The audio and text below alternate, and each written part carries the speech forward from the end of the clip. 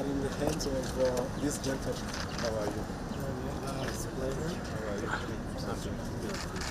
It's a pleasure to welcome you. My name is Didone. I'm the manager of the memorial.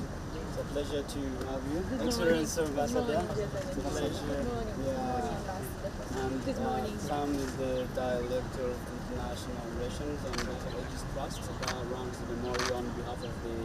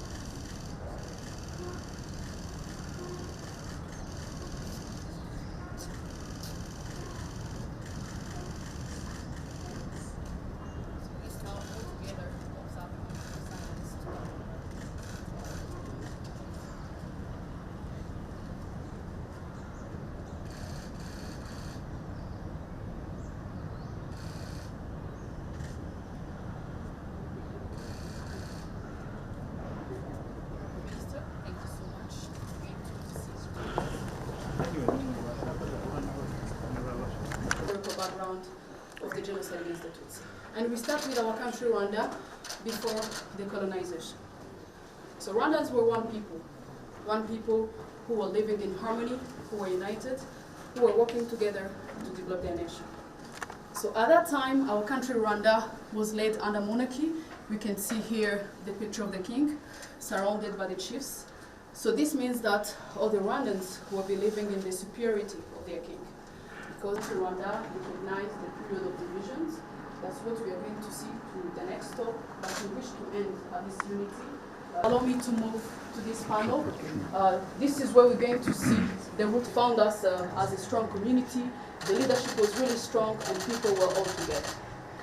The king who was on the throne, this one right here, Yuki the Fifth Musinga, he resisted against the colonialists because he refused. Only 15% of the Tutsis all over the country, they were the only ones allowed to vote. So the Rwanda Patriotic Front, through its army, the Rwanda Patriotic Army, they launched the liberation struggle on 1st October in 1990. But to the National Assembly.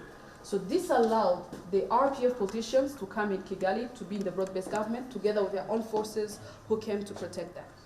So they were expecting something new. We can see here the one who was the chairman of the RPA High Command. We see President Habyarimana on the side of the genocidal government. We see also our current president troops, General Dallaire, after receiving this information. He's French? He's Canadian, yeah. And he's still also alive. So he denounced the genocide in a fax, which was written on 11th of January 1994. He detailed all the genocide preparations. He also requested to change the mandate to have more troops in Rwanda. But the fax was ignored by the UN headquarters.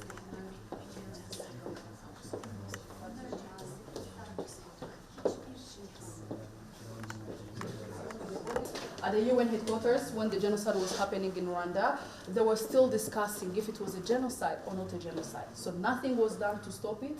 Instead of doing something to stop the genocide, they ordered their troops that were in Rwanda to leave immediately the country.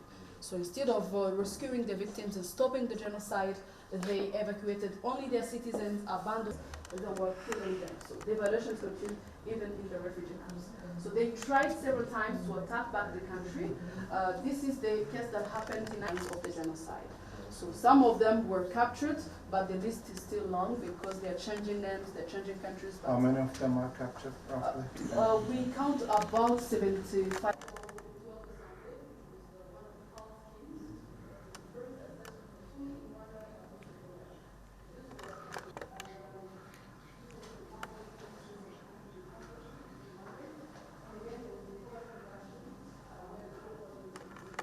Pictures here at the memorial, and this is because we have to remember them, you know, in their faces, in their names, and it's a connection with our.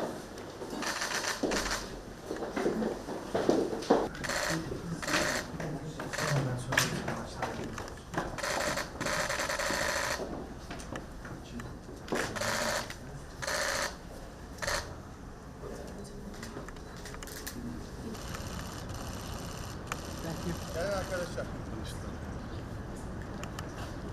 Gelin çocuklar.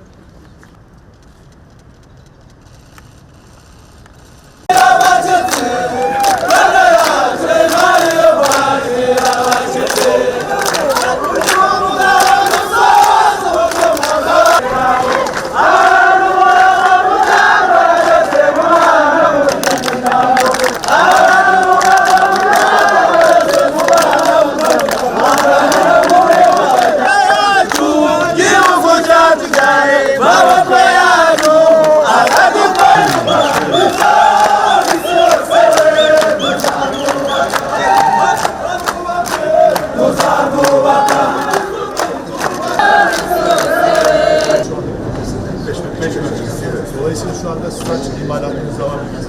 Biz şu anda şantiyede şu noktadayız. Bu bölgeye komple oyuncuların girişleri, resim girişleri. Bunlar toprak. Burada her yerde güzel, kırmızı. Laterik dediğimiz güzel toprakları var. Evet. Bir de aynı topraklar.